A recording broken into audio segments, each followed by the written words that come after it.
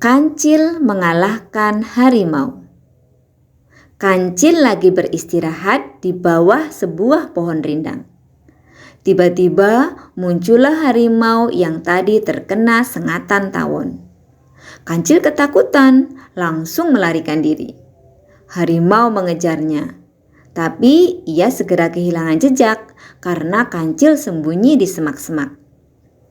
Harimau kemudian menghentikan pencariannya. Ia duduk setengah berbaring sambil bersandaran di akar pohon. Matanya yang bersinar-sinar menyapu ke sekelilingnya.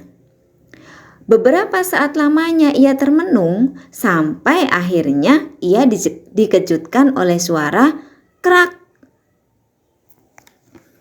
Kiranya bunyi itu berasal dari sebuah ranting patah yang diinjak oleh si Kancil.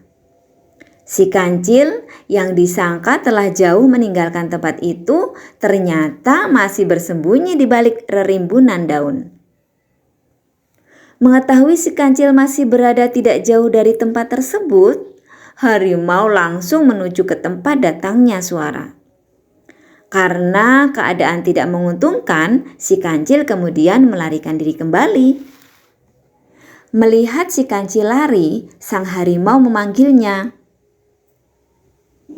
"Hai Kancil, jangan lari. Aku tidak akan menyakitimu. Berhentilah." "Aku tidak akan berhenti," jawab si Kancil. "Pasti kamu akan memangsaku." "Percayalah, Cil, aku tidak akan memakan dirimu. Bukankah kita bersahabat?" bujuk harimau. "Kalau begitu, apa jaminannya bahwa kamu tidak akan memangsaku?" "Baiklah, bila kamu masih ragu. Saya akan berjanji bahwa bila perkataanku ini bohong, maka aku rela mati di tanganmu." Mendengar bujukan dan kata-kata manis sang harimau yang demikian, si Kancil pun akhirnya menghentikan larinya. Tak seberapa lama kemudian, harimau sudah bisa menyusulnya.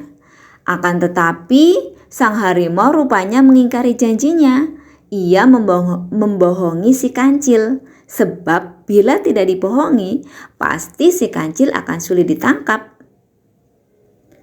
"Sekarang jangan banyak omong lagi. Sudah saatnya kamu menjadi santapanku hari ini. Aku adalah raja hutan.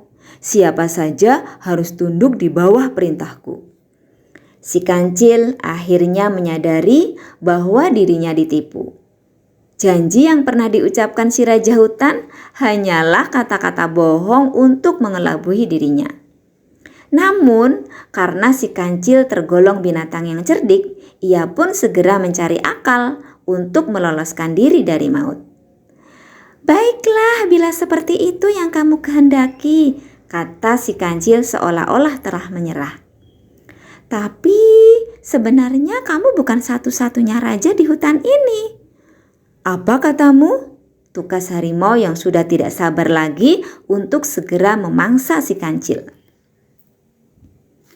"Sebelum aku mencari air minum di danau tadi, sebenarnya aku telah bertemu dengan harimau selain dirimu. Dia juga ingin memasakku, sebagaimana engkau inginkan. Tapi karena aku haus, terlebih dahulu aku ingin minum di danau. Setelah itu baru aku menemui dia lagi. Oleh karena itu, sebelum kamu memakanku, sebaiknya kamu harus bisa mengalahkan dia," kata si Kancil. "Bila permintaanmu demikian, maka baiklah, akan aku penuhi. Tapi di mana dia sekarang berada?" "Dia tinggal dalam sebuah sumur yang terletak di tengah hutan," jawab Kancil meyakinkan. "Sekarang coba tunjukkan tempat itu. Sudah tak sabar lagi aku ingin mengalahkan dia," kata sang harimau dengan sombong. "Baiklah, mari ikut aku." Si Kancil berjalan lebih dahulu. Sementara sang harimau mengiringi di belakangnya. Setelah menyusuri jalan yang agak menanjak dan berbelok 2 kali, tibalah keduanya di tempat yang dituju. Sebuah sumur yang cukup dalam dan ditumbuhi oleh rumput-rumput agak panjang di sekelilingnya. "Inilah tempat tempat yang saya maksud, kata si kancil. Cobalah kamu tengok ke dalam. Pasti kamu akan melihat seekor harimau di dalamnya. Sang harimau kemudian berjalan mendekati bibir sumur. Ia kemudian langsung menengok ke bawah. Harimau itu melihat dengan jelas bahwa di dalam sumur juga ada harimau yang mirip dengan dirinya.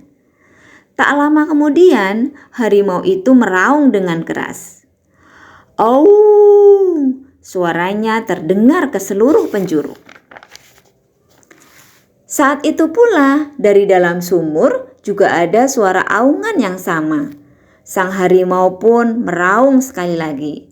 Raungannya sangat keras melebihi sebelumnya. Dari dalam sumur terdengar pula suara harimau yang meraung. Maka sang harimau menjadi marah dan segeralah ia melompat ke dalam sumur. Biur!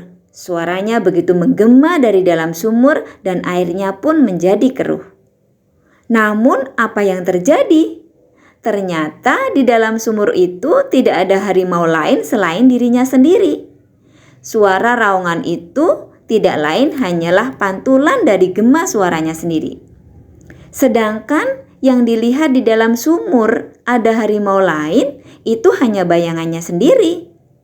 Sebab air yang ada di dalam sumur sangat jernih dan menjadi keruh setelah dia melompat ke dalamnya. Dengan berlakak bodoh, si kancil lalu berkata, "Bagaimana sobat? Apakah kamu bisa mengalahkan dia?" "Ternyata kamu menipuku," saut harimau bersungut-sungut merasa bahwa dirinya telah dikerjai oleh kancil. "Itulah balasannya bagi yang mengingkari janji," jawab si kancil sambil kemudian melangkah pergi.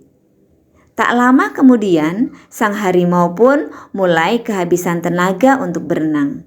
Sedikit demi sedikit, akhirnya tubuhnya tenggelam ke dalam air.